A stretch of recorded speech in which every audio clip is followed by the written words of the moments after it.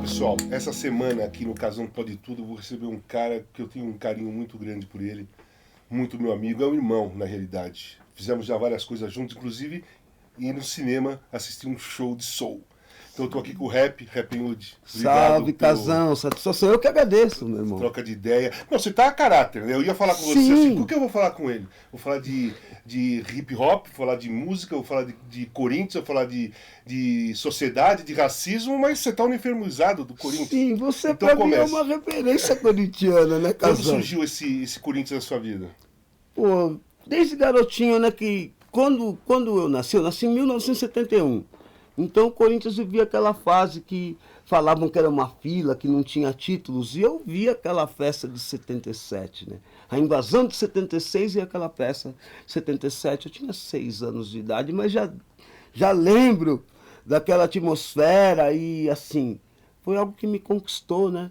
Aquela história do time do povo, o time sofrido, e perto de mim existia um certo corintiano, que era o meu avô, que a forma como ele acreditava no Corinthians e que o Corinthians ia ser campeão era muito forte para mim, né? Até também por causa do seu posicionamento, que eu já percebia o posicionamento dele político, né? O posicionamento dele dentro da sociedade quanto a um homem negro no Brasil, isso década de 70, né? Meio da década de 70.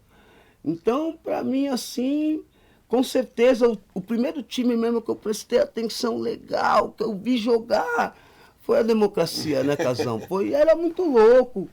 Sócrates, um super craque, aquela figura do Biro correndo no meio de campo, você, um centroavante, que você era novão, né?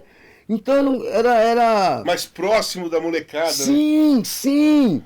Na verdade, era até surpreendente que no tempo você era um cara diferente, era digamos um rebelde. E, pô, eu sempre tive essa história na minha vida de sempre ser um pouco rebelde. Então eu me identificava com você, com a democracia, aquele sistema, né? Na verdade, eu acho que o Corinthians de 1982, ele também me formou quanto cidadão, quanto homem. Foi importante para mim também viver aquilo. Poder perguntar para minha mãe, mãe, o que é democracia? Porque a gente era menina ali. Sim. Ali eu estava com quanto? 10 anos, 9, 10 anos. Não entendia direito o que estava acontecendo, eu só sabia que estava acontecendo. Que existia um movimento, né? Que vinha lutando pelas eleições diretas e que no Brasil quem mandava eram os militares. E que essa turma era o Corinthians. Sim. Pô, então foi uma identificação muito louca, que nem meu pai, ele é santista. Sim. Digamos, pelezista. Que inclusive está sofrendo porque o Santos caiu, sim, nós conversamos outro dia. Tá no problema, São Antônio tá no problema. E, pô, então existia essa divisão na família, né? Santos, Corinthians, mas o Corinthians, ele realmente me conquistou por essa força do povo. E você vê, os primeiros anos, eu me lembro, eu era garotinho, eu era chamado de sofredor. Um garotinho com uma camisa do Corinthians vai ser sofredor. Falavam isso. Só que eu não vi isso durante muito tempo, foi rápido.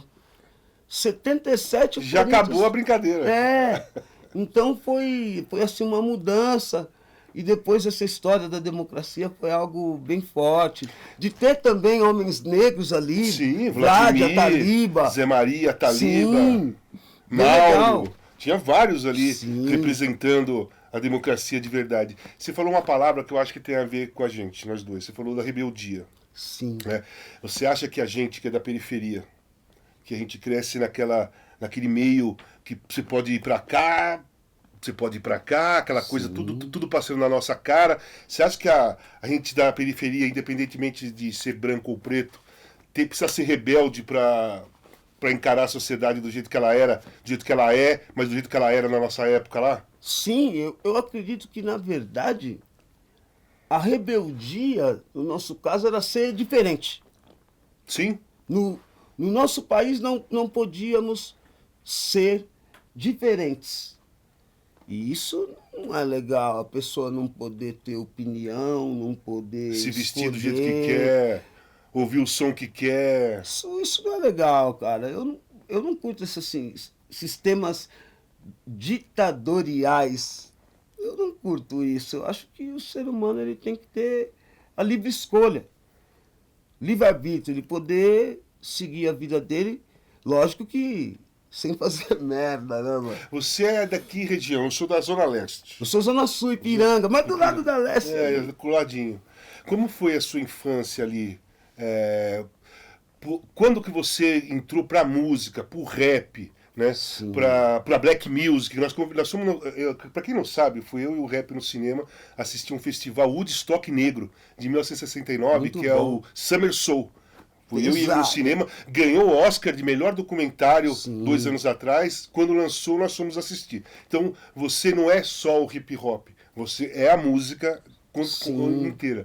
Quando entrou para você a música, qual era o som que te chamou atenção na sua pré-adolescência, adolescência? Para onde você ia? Fora o Chique, como chamava aquele som? Chique. Lá no Palmeiras? Pô, Chic Show, Chic Show, vários da Chic Chic Show eram sensacionais. Foi uma escolinha pra mim, né? E eu vivi uma fase que eu peguei aquela mudança, né? Digamos, do acústico pro eletrônico, do soul, do funk para o hip hop, as batidas eletrônicas, as baterias eletrônicas, os samples, músicos tocando em cima dos samples. Então, isso é algo que eu me identifico bastante. Eu tive a oportunidade de ver tudo isso começar. Uma música que me chamou a atenção quando eu a ouvi a primeira vez foi Planet Rock, do DJ África Bambata, que ele usava samples de Kraftwerk. Fez uma batida poderosíssima. E ali começava um movimento novo, né? Movimento hip hop. Sim. Surge com essa tríade, né? DJ África Bambata, DJ Grandmaster Flash e DJ Kool Herc. Esses caras fundaram esse movimento que mudou o mundo, né? Na verdade, é uma festa organizada pela Universal Zulu Nation, que é uma entidade, uma associação a qual eu faço parte.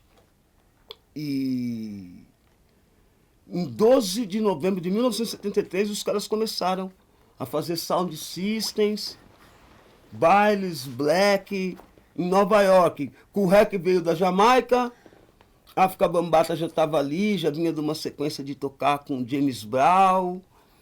E o Grandmaster Flash foi simplesmente o cara que foi o primeiro que riscou o disco. Então, e daí nasceu esse movimento, né? O África Bambata, ele que deu o nome, né? A nomenclatura hip hop.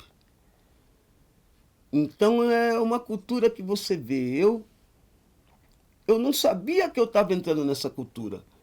Minha mãe era uma consumidora compulsiva de música. Ela ia no mercado para comprar 2 quilos de carne moída e vinha com um compacto, ou do Jorge Ben, ou do James Brown, ou da Rita Lee, ou do Tim Maia. Mas tanto fazia. Sim. Ela poderia chegar com um disco do Yes, cara. E como poderia chegar com um clássico lá e falar, isso aqui é tal coisa. Só que você vê que loucura. Nunca caiu a ficha para ela de que ela estava me incentivando a ser um músico. E que estava te mostrando diversos estilos de música. Sim, e que também estava me iniciando num movimento que viria a acontecer, que seria um movimento derivado dos discos. Sim. Que é o hip hop. E revolucionário. Sim. Então isso foi o meu começo. Eu vi tudo isso chegar. Meus tios gostavam de fazer alguns bailinhos lá em Araraquara, interior de São Paulo, e compravam uns discos de soul, de funk. Quando começaram a vir essas batidas eletrônicas, essas primeiras bandas, tanto lá de fora como aqui, tá aí de DJ1, os Metralhas, o próprio Racionais, que eu conheci eles se formando, né? Sabotagem. Aí eu quis acompanhar esse movimento. Dentre outros, Dr. MCs, J.R. Blau. São muitos caras, muitos ícones. Várias minas também. Que hoje se tornaram em cidadãos. Não são conhecidos. Houveram mártires também. Pessoas que foram incompreendidas, que acabaram morrendo pela história, para que o rap brasileiro ganhasse mais força. Na Zona Leste, Marcelo Rap B. Inclusive há uma homenagem para ele no primeiro disco que o Racionais pôs música, aquela coletânea Consciência Black. Tem a fotinho dele bem pequena ali, o disco é dedicado para ele. Ele foi assassinado por um policial dentro do metrô. Isso 88, 89, praticamente acho que foi o primeiro mártir do rap brasileiro. Que naquele tempo todo mundo fala que São Bento era o grande celeiro da velha escola do hip hop brasileiro, mas tem que ser lembrado que era repreendido, que havia repressão. Não era fácil, a gente não ficava ali na São Bento... Tocando, lindo, assoviando.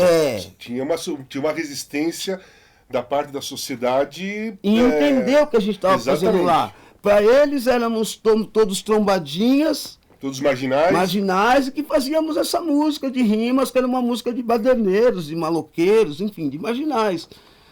Alguns diziam até que nós éramos os trombadinhas da Praça da Sé.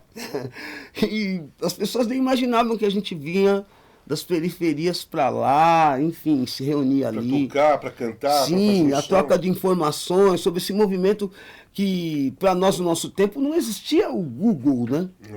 Então não tinha como a gente escrever lá hip hop e vir tudo. A gente foi aprendendo assim. Naquele tempo era um que tinha uma fita de vídeo, um tinha uma fita cassete, o outro tinha um disco, um tinha uma revista gringa de skate que tinha uma matéria com algumas páginas. E assim a gente foi adentrando nesse universo. Você acha que o movimento do hip hop e o movimento do rock, lá no início, lá atrás, foram marginalizados, ou uma tentativa de ser marginalizados da mesma maneira?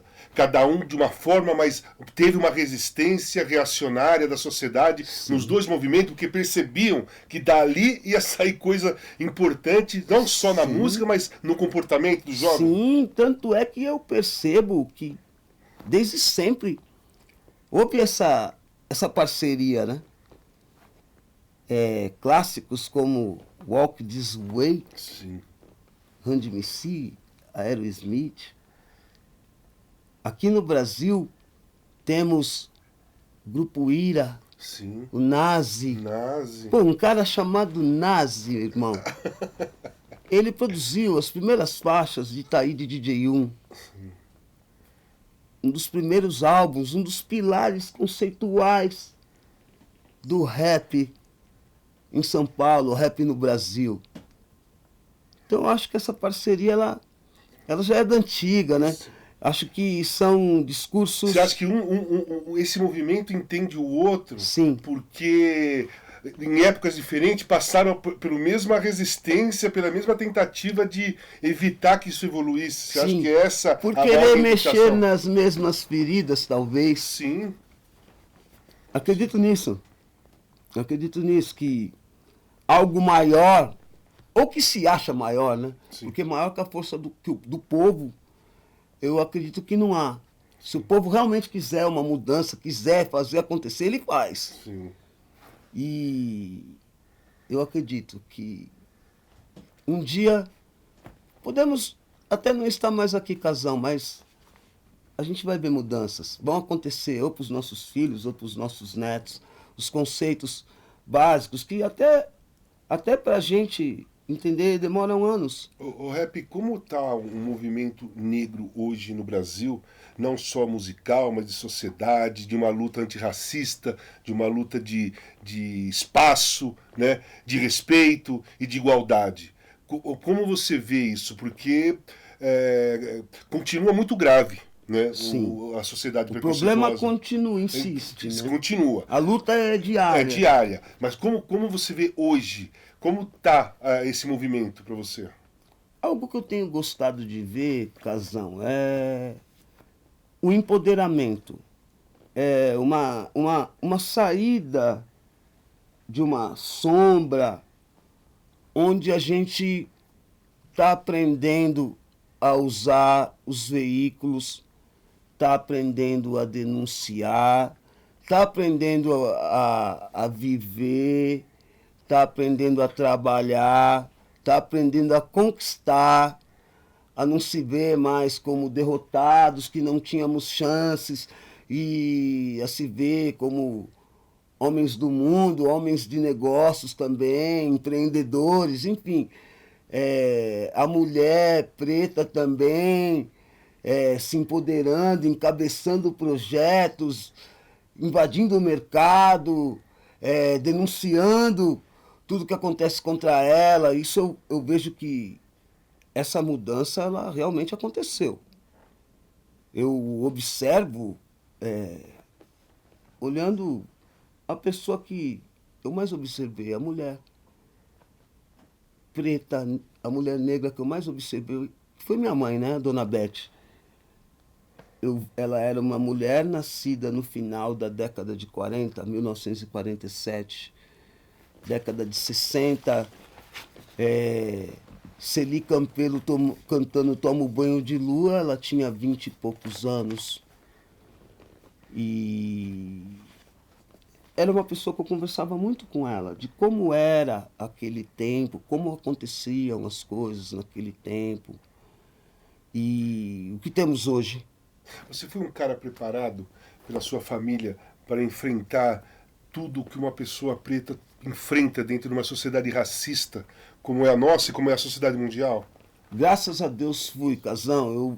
Graças a Deus, eu fui criado numa família em que havia uma pessoa, ou melhor, duas pessoas que foram fundamentais dentro da família. Um foi o meu bisavô, que eu costumo chamar de vô Hermes. Ele morava lá em Bauru, ele tinha vindo de 2 córregos. E ele era um ventre livre. Ele nasceu livre, mas os pais dele ainda eram escravos. E ele gostava de reunir os netos, bisnetos e falar sobre isso. Então, muito do que eu sou passa pelo que eu vivi com essas pessoas mais velhas da minha família, meus ancestrais, né? Meu avô também. E esse meu bisavô não era o pai do meu avô, ele era pai da minha avó. Entendi. E, por outro lado, tinha o meu avô Chiquinho, que é pai da minha mãe, pai da Dona Beth, que também minha mãe costumava falar que ele era subversivo, né? No tempo dele, o que ele vivia no tempo, ele era chamado de subversivo. Era um cara que teve que, de repente, esconder livros de leitura de cabeceira dele no fundo do quintal. Puta, tem que esconder os livros, o cara tá vindo aí. Teve que responder no tempo pro DOPS, né? Sim. E então ele sempre também foi outra pessoa que sempre teve essa determinação, dessa trajetória de lutas. Ele foi um peão de boiadeiro, cara. Ele foi aprender a ler e a escrever. Eu já era molecão grande. Me lembro do meu avô na formatura recebendo um diploma. E porque o sonho dele era ser corretor de seguros, depois que ele se aposentou da FEPAS. Ele foi peão, depois foi para linha de ferro, interior de São Paulo, mas precisamente Araraquara. E ele tinha esse conceito de ter saído, ele queria tirar, na verdade, os pais dele da fazenda. Eles viviam na mão de fazendeiros. E ele foi um dos primeiros da família que foi trabalhar para fora, assim. Então ele tinha um conceito um pouco rígido. Como ele mesmo gostava de falar, um caboclo duro. Que a gente tinha mania de brincar com ele, eu e meu irmão. Ele falava, vocês montam boi nada. Como ele era peão, nós falávamos para ele, nós também montamos boi. Ele, vocês são mole. Menino da cidade, vocês não vão montar boi nada. Mas ele era uma pessoa assim, rígida, nesse ponto. Nesse ponto de raça, de classe social. Então, para mim, foi ok. Na verdade, às vezes eu penso que o hip hop foi algo perfeito para mim. E que eu fui formado para ele sem eu saber. Você veio para o hip hop? É. Às vezes eu penso isso. Porque, pô, como que pode eu cair nessa família que os assuntos de final de ano... Não existia, por exemplo, um final de ano sem ter a palavra do meu avô ali. A gente louco para abrir os presentes, né? Uma camisetinha, um tênis novo. E ele tinha que fazer o discurso dele. E quase que todo ano partia para isso. Para essa parada de estudar, de ser uma pessoa melhor, um homem melhor, porque a cobrança seria maior, porque você é um menino negro, vai ser um homem preto. Então isso foi algo que, para mim, eu fui instruído a viver da forma que eu vivi. E mesmo instruído, realmente, eu sei que não é fácil, mas em um determinado momento da minha vida, eu aprendi também que eu não deveria ficar olhando só para as dificuldades, mas que eu tinha que aprender a, como um bom centroavante, a driblá-las, né, mano? Você tem a noção perfeita da sua importância dentro desse movimento todo, dentro das relações, dentro dos comportamentos, que a sua palavra tem um peso enorme, como você está fazendo aqui? Você tem essa noção? Ou a gente não sabe o que está acontecendo com a gente? Não, na verdade, muitas pessoas me falam sobre essa responsabilidade, Casão. Rude, você sabe quem você é? Meu, você é um cara muito forte dentro do rap, mas na verdade eu prefiro pensar que é como se fosse um batalhão, como se fosse as Forças Armadas, como se eu ainda fosse um soldado raso. Porque eu acho que existe uma zona de conforto, né, Casão? E que quando a gente consegue êxito, que eu não posso reclamar de nada dentro da música, dentro do rap, tudo que o rap me proporcionou, as portas que o hip hop me abriram, elas são gigantes. As oportunidades. Então eu acho que eu estaria sendo injusto se eu reclamasse da vida. Mas eu sei que isso não é para todos, isso é uma responsabilidade. Falar pelo meu povo, falar por essas pessoas de periferia que viveram vidas semelhantes, parecidas com as minhas, e que não têm oportunidade, não têm a palavra, não podem fazer o exercício da cidadania, do uso da sua palavra, não tem oportunidade de ter um microfone. De passar a mensagem. De passar a mensagem, de estar num canal como você já esteve, e encarar e mandar a mensagem que tem que ser mandada. Mesmo que às vezes seja incômoda, que eu já te vi dessa maneira. Do tempo que a gente se conhece, fico pensando, pô, isso aí não deve ter sido fácil pro Casão enfrentar esse momento. E só que eu acredito que existe uma força benéfica que nos leva a isso. Quantos estão sendo salvos com esses relatos, com esses, digamos, testemunhos do que acontece em nossas vidas, né, Casão? Sim. Somos usados, né? Estamos aí para isso, para deixar Usados da melhor maneira possível. Sim, Deus é bom, eu acredito nisso. Eu queria te fazer uma pergunta, assim, um pouco de música. Porque você está me emocionando. Eu quero mudar um pouquinho o assunto. Sim! Vamos falar o seguinte, sobre o show da Adoniran Barbosa. Pô, foi muito legal, Casão. Conta tudo o início, porque você foi o meu primeiro convidado. Pô. Quando eu pensei em fazer uma homenagem à Adoniran Barbosa, eu liguei pra você e perguntei se você topava. Você lembra? Sim. Não, e outra, me assustou muito que você já falou, vai ser em tal lugar. Teatro Que Municipal. era o Teatro Municipal. E aí eu falei, meu Deus, um show cantando as músicas do Adoniran no Teatro Municipal? Ainda eu lembro que eu falei pra você, mas posso fazer rap nessa ali? Você falou, pode fazer o que você quiser, rap. Faz É a aí. versão sua da música. Escolhe uma. Escolhe uma e vai faz um pro rap jogo. dela. Eu falei, pô, que sensacional. E fiquei realmente pensando, falar a verdade pra você, uma coisa que me passou pela cabeça, de verdade, é a força que essa tal democracia tinha, né, cara?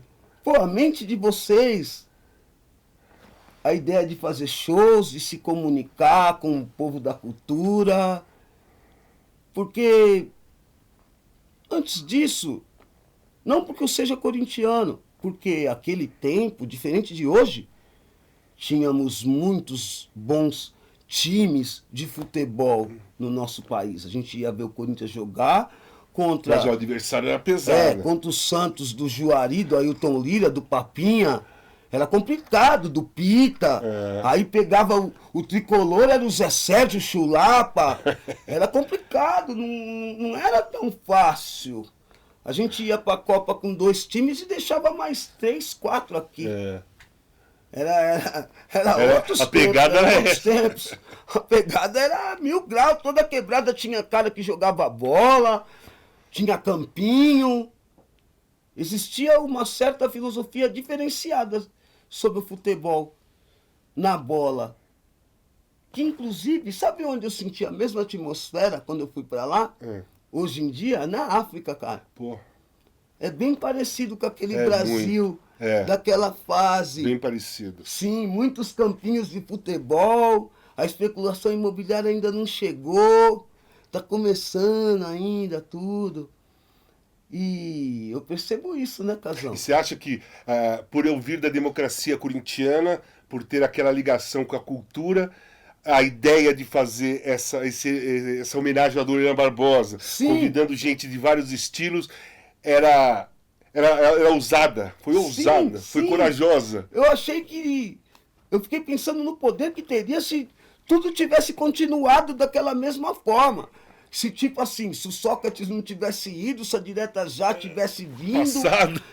Como seria o nosso país? A força que teria? Fiquei pensando nisso, nessas coisas. Falei, putz, os caras todos revolucionários, né? Preocupados já com o futuro do país naquele tempo, com política, enfim, era um pouco para frente, né, digamos, né? Sim. Agora eu vou te colocar, você vai ter que contar uma história que é mais... Vou te colocar em dificuldade. Sim. Quando você ficou sabendo que ia subir no palco com a Baby... Não, ali... Não, aí o Casão falou para mim no show. Falou, pode escolher a música que você quiser, tá tranquilo, rap. Tá tranquilo, rap, tá tranquilo, rap. Aí eu cheguei no camarim. Aí eu lembro que meu irmão apareceu lá no teatro, levou um tênis, um model dele, pra mim usar.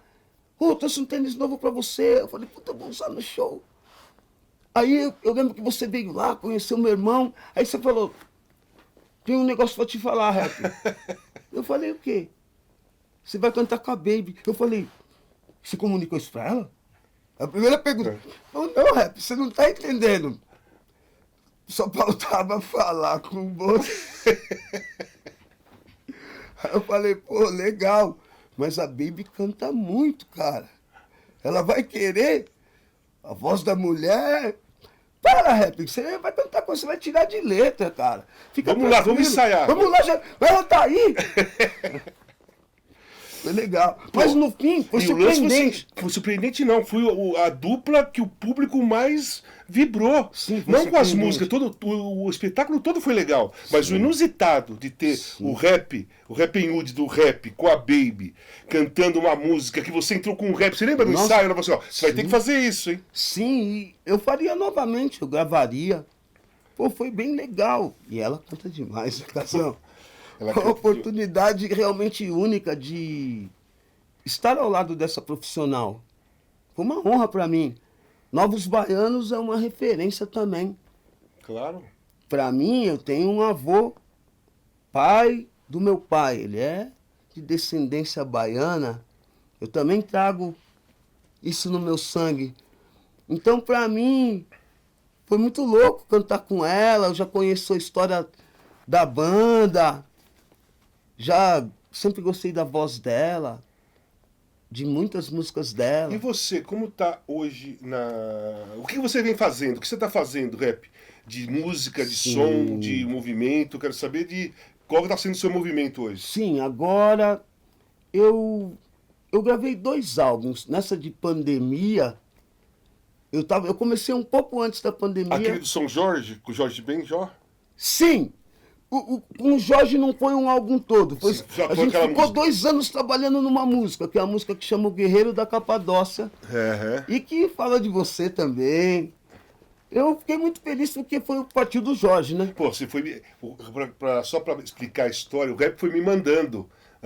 Gravar, dá uma olhada, vê se você acha legal. Você lembra? Sim. Nós fomos trocando figurinha, eu falei, pô, rap, tá maravilhoso Foi isso. bem cara. legal, meu. O Jorge, ele me surpreendeu muito porque ele escolheu o tema. Eu não pensava que ele diria pra mim, vamos fazer uma música sobre o Corinthians.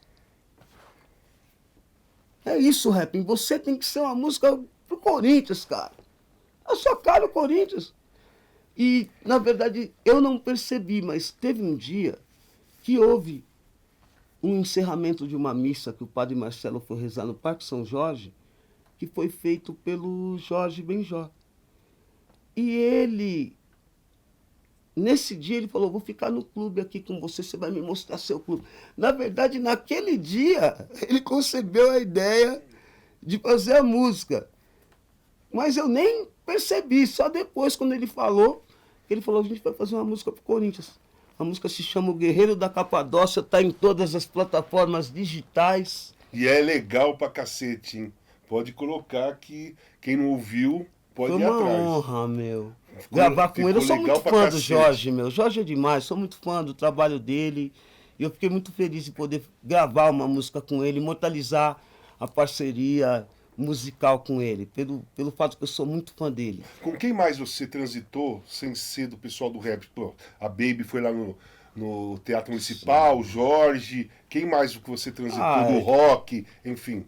Do rock eu gravei com Ratos de Porão, gravei com Andréas, gravei com NX, gravei com Chorão, Charlie Brown, gravei com muitos, mano, gravei com o Caetano, com o Gil, com o Djavan, gravei com o pessoal do reggae também, Cidade Negra, Nath Roots.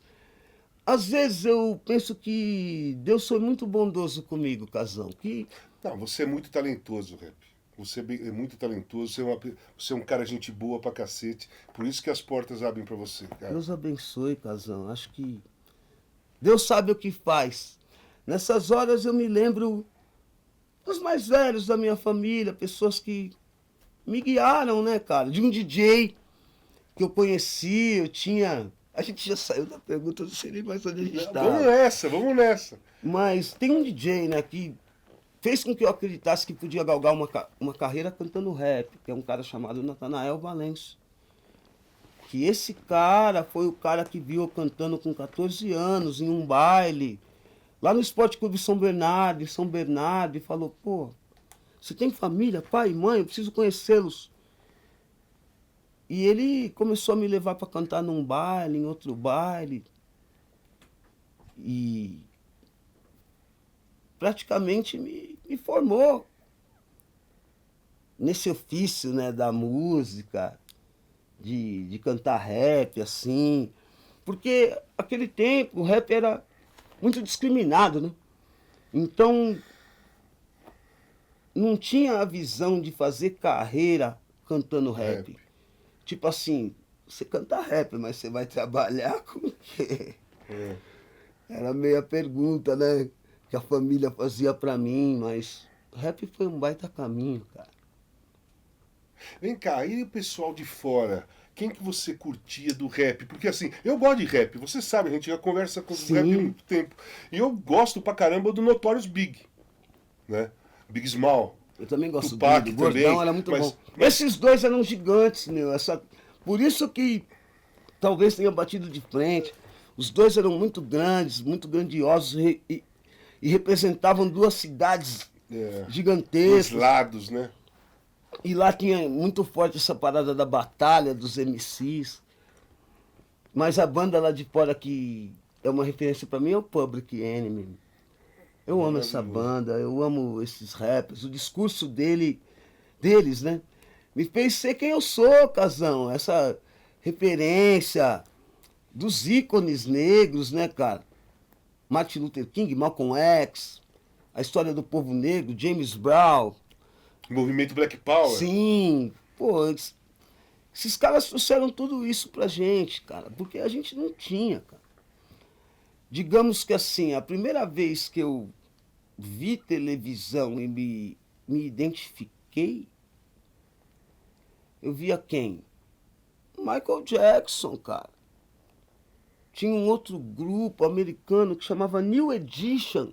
Sim. Os caras eram tudo pretinhos novos, de 14, 15 anos, tipo uma boys band black. E foi quando chegou o rap também. Foi a mesma fase.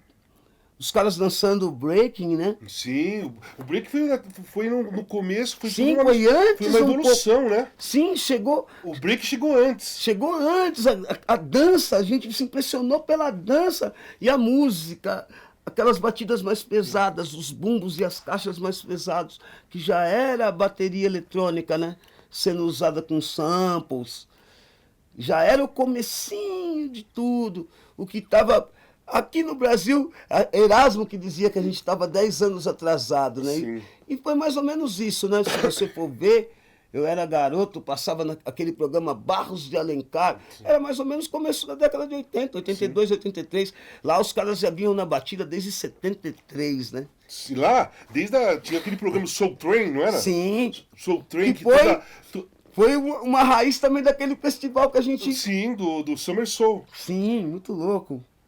Aquele dia foi pesado, foi uma sessão pesada. Eu também festival, recomendo, né? recomendo que assistam esse documentário. Por sinal, o documentário ele é dirigido pelo Questlove da banda The Roots, Exatamente. né? Que é uma banda também que os rappers festival. O do festival. Sim. Então, o festival é o Summer Soul, o documentário que ganhou há 2 anos atrás Sim. o Oscar de melhor documentário, que deve se encontrar nas plataformas aí. Eu e o Rap nós fomos ver no cinema. Esse festival foi em 1969, simultaneamente com o Woodstock. Só que qual é o segredo? O Woodstock teve aquela visibilidade enorme, né? Televisão, Sim. documentário, fita e tudo mais. E esse festival não deram bola, não documentaram nada oficialmente. Eles não conseguiram vender as cotas Exatamente, das filmagens. Porque era um festival de música negra. Militante. Nina Simone. Exatamente. Tudo Tem mais. A Gladys Knight. Sensacional. Que festival. foi um cara que gravou lá, foi gravando, e agora 10 anos atrás, 8 anos atrás, ele foi juntando as gravações e fizeram o documentário. Esse material chegou até o Questlove, que resolveu bancar.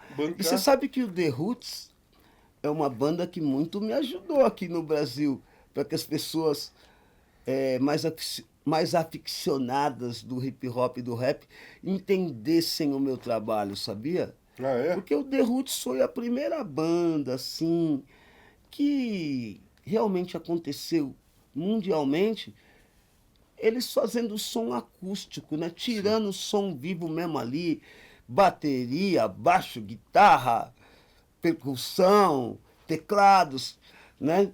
Então isso aí foi legal, pra mim que gosto de misturar. Você sabe bastante. que eu vou te falar uma coisa, que uma das pessoas que eu mais gosto de conversar de música é com você. Porque a gente não se prende a direção alguma. Sim. Né? A gente. Você gosta pra caramba de rock and roll. Sim. Eu tenho conhecimento da música legais. black e tal. E aquele dia que nós fomos no cinema foi maravilhoso.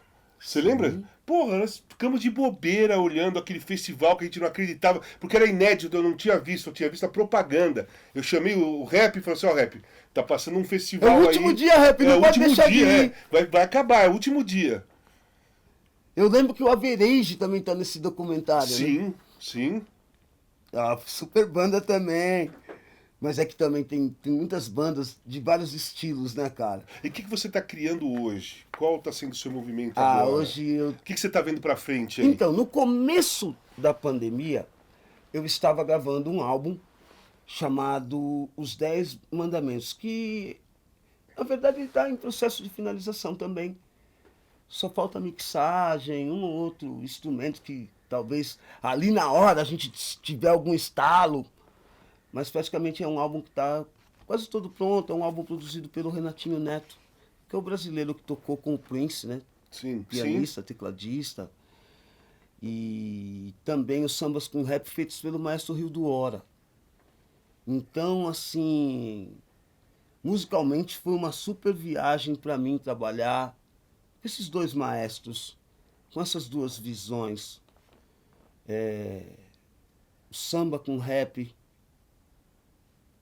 a minha mente com a mente do Rio,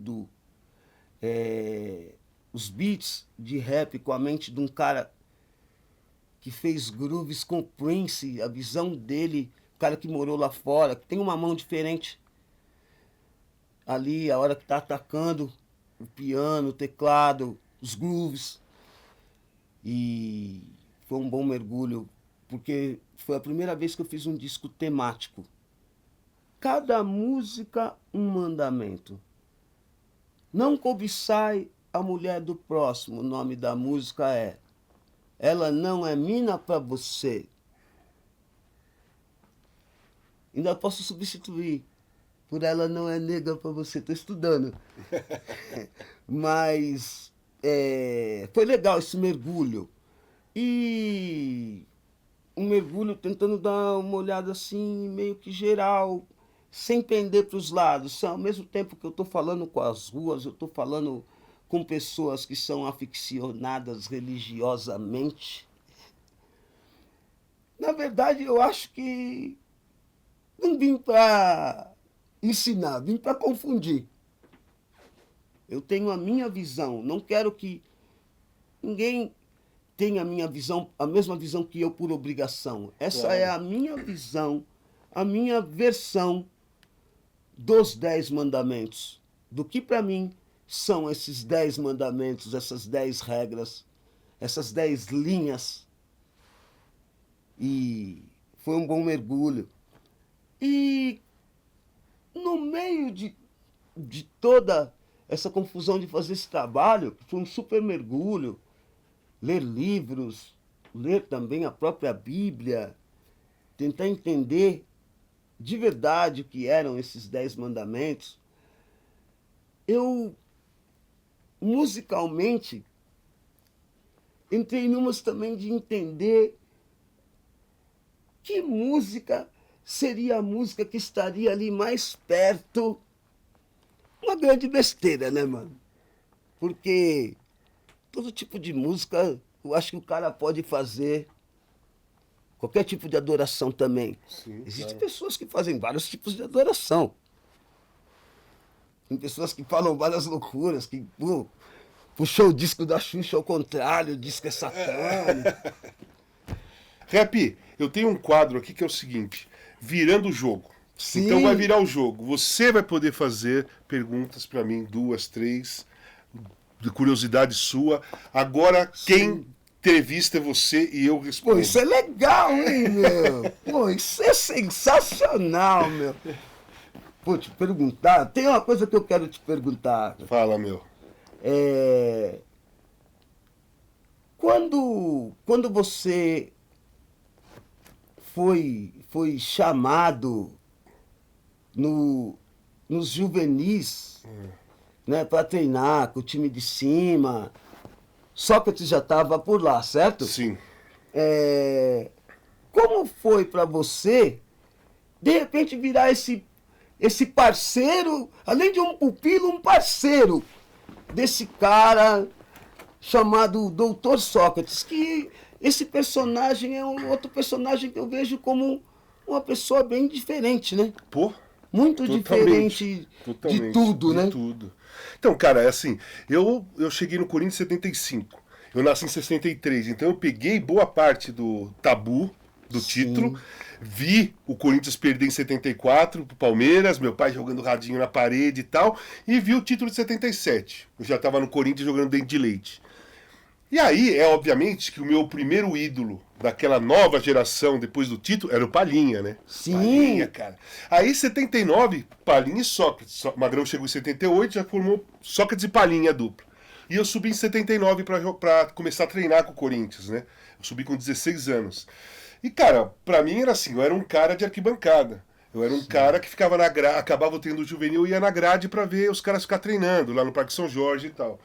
E, assim, eu era muito mais, né? Eu era muito tímido, então eu ficava muito na minha, conversava com os caras quando eles falavam comigo, sabe? Pô, pra mim, o cara que mais representa o Corinthians na história, pra mim, é o Zé Maria, cara. Sim, eu não consigo falar raça. Corinthians sem lembrar do Zé Maria, nem falar Zé Maria sem lembrar de Corinthians. Então Super eu tava Zé. naquele meio ali, meio assim, sonhando, né? Voando ali.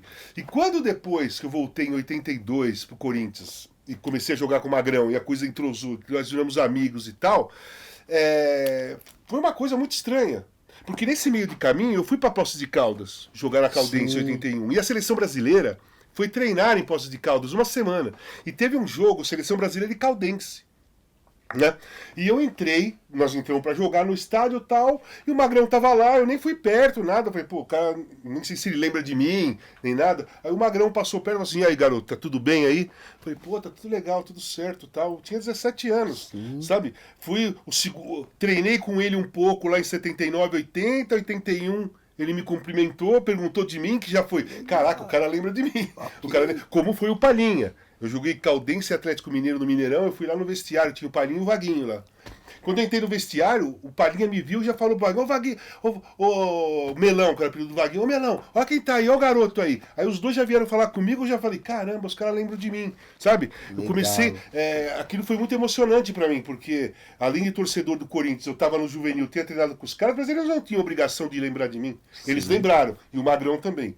Aí em 82... foi aquele negócio, eu acho que já era aquele negócio de destino, que você veio para isso, nós não falamos... Sim, agora... Então, eu acho que eu também vim para isso, vim para ser um parceiro do Magrão, num momento que a diferença de idade eram 10 anos, e que ele olhava para mim e falava, Biguê, eu olho você, eu me vejo com 18 anos. E eu falava pra ele, eu quero chegar com 27 como você tá. Graças a Deus, papai. Então eu acho que é aquilo, é destino, bicho. Destino, do jeito que você falou, vim pra isso. Muito louco, muito da hora. Vou continuar te perguntando Vai dentro embora, dessa vai embora. atmosfera. O cara que mais vestiu a camisa do Corinthians, estamos falando do nosso querido Vladimir. Um cara que foi presidente Do sindicato. sindicato dos jogadores, um cara ativo, que talvez tenha pago o preço de não ter jogado uma Copa por sua rebeldia e tudo mais. Porque levaram o Pedrinho e deixaram ele comendo, Em jogando o 78 pino da também, bola, né? né? 78 também. O Corinthians tinha acabado de ser campeão em 77, Sim. foi a Copa na Argentina e o Vladimir ficou de fora. Sim. Me fala desse personagem, desse homem, desse jogador, que é o cara que mais vestiu a camisa do Corinthians, um homem preto, um homem negro, pai do Gabriel. Eu sei que você conheceu ele muito bem. Me fala desse jogador e da representatividade Olha, dele. o Vlá, para começar, ele sempre vai ser era uma referência para nós dos anos 70, do cara da base que deu certo. Sim. Porque o Corinthians era difícil subir. Quando naquela época dos 23 anos, por exemplo, o Rivelino, cara. O Rivelino veio da base, perdeu 74 e foi embora. Sim. Mas o Vlá subiu em 73 e foi ficando. Foi ficando. O Corinthians foi formando times, e o Vladimir lá. Subia jogador, não dava certo, era vendido, sumia, e o Vladimir lá. Então, quando a gente, na minha época já, 79, que o sonho do jogador do juvenil do Corinthians era jogar com a camisa do Corinthians, não era para ir para fora. A gente jogava no juvenil sonhando em ser titular do Corinthians. Sim. Né? O sonho era esse. A gente tinha o Vladimir como referência. O cara que veio da mesma parada que a gente, né, da juvenil, e tá lá. Então o Vladimir era uma super referência para essa conquista de sair da base e subir profissional. E quando eu subi, comecei a me relacionar com o Vladimir como amigo, cara, o Vladimir... eu tenho um carinho enorme por ele, conheço a família toda dele. Eu, o Vlá e o Magrão, principalmente, 82, 83, a gente era super unido, super ligado. Os caras falam muito, né? A democracia não era uma democracia, era uma liderança de 4. Adilson, Casão, Vladimir e Sócrates. E não é verdade. Nós éramos mais amigos, mais próximos do que os outros. Os outros era livre. Mas o Vlá sempre foi uma referência nesse sentido para quem é da base. Você tem o Zé, para mim, o Zé Maria, que representa o Corinthians, a raça corintiana.